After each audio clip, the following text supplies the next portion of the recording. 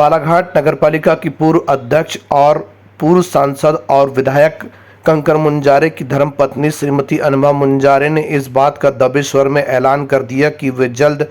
Congress party को join कर सकती है। दरअसल 15 मार्च को सर्किट हाउस में आयोजित प्रेस वार्ता के दौरान उन्होंने पत्रकारों से चर्चा करते हुए स्पष्ट रूप से इस बात का ऐलान कर दिया कि वे जल्द कांग्रेस ज्वाइन कर सकती हैं। दरअसल 20 मार्च को लोधी अवंतीबाई महारानी के जयंती के अवसर की रूपरेखा बनाने के लिए सर्व लोधी समाज और अन्य समाज के लोग एकजुट हुए थे। इस दौरान पत्रकारों ने चर्चा करते हुए उनसे कई सवाल किए, तब उन्होंने स्पष्ट कह दिया कि उन्हें दिग्विजय सिंह और कांग्रेस के अध्यक्ष कमलनाथ का आशीर्वाद प्राप्त है, वे जल्द कांग्रेस में शामिल हो सकती हैं।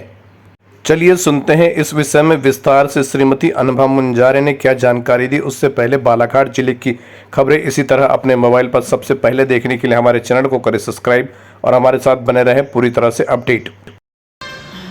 मैं आपको स्पष्ट कर दूं, मैं ये बात अब खुल गई है तो मैं स्पष्ट बता दूं, मेरी 19 सितंबर 2022 को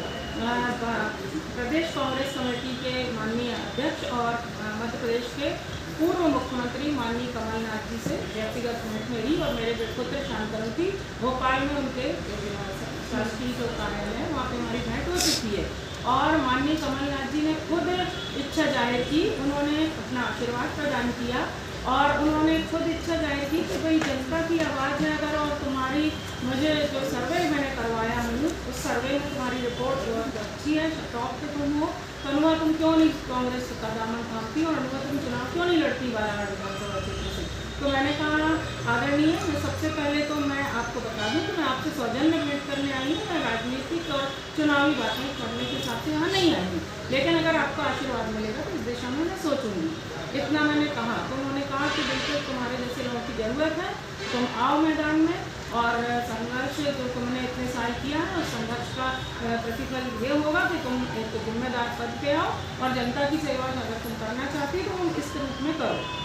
ये उनका आशीर्वाद। और बेटे शांतनु को भी उन्होंने कहा कि बेटा तुम भी यूथ कांग्रेस में आओ और युवाओं के बीच में अपनी एक इमेज बनाओ, एक अच्छे परिवार से हो, तुम इस्लामी परिवार से हो तो उसका तुम जनता को उसका लाभ दो। तो ये बात हुई। उसके बाद फिर आप लोगों को पता है कि हमारे यहाँ माननीय मुंजारे जी का स्वास्थ्य अचानक खराब हुआ और हम लोग इतने ज़्यादा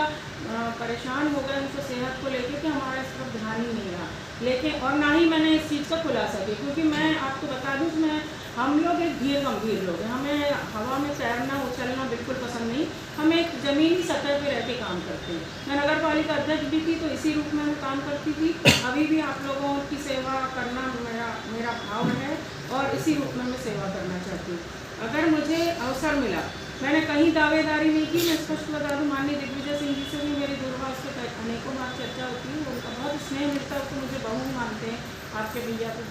छोटा भाई मानते हैं, तो उनकी भी यही राय थी कि बहू अब फैसला करो, बहुत साल हो गए, इतने साल गुजरते चले जा रहे हैं, अगर तुम लोग अब फैसला नहीं करोगे तो कब करोगे, क्योंकि जनता की अगर सेवा करना है, बालाघाट का विकास अगर चाहते हो और जो सर्व समाज का जो सबसे कमज़ोर तबका है, सबसे पिछड़ा तबका है, अगर उसके लिए तुम काम कर रहे हो तो पद में अगर आके काम करोगे तो ज़्यादा ताकत से तुम काम कर पाओगे और जनता की आवाज़ को सड़क से सदन तक तुम उठा सकोगे। तो माननीय दिग्विजय सिंह जी का भी आशीर्वाद है, माननीय कमलनाथ जी का जो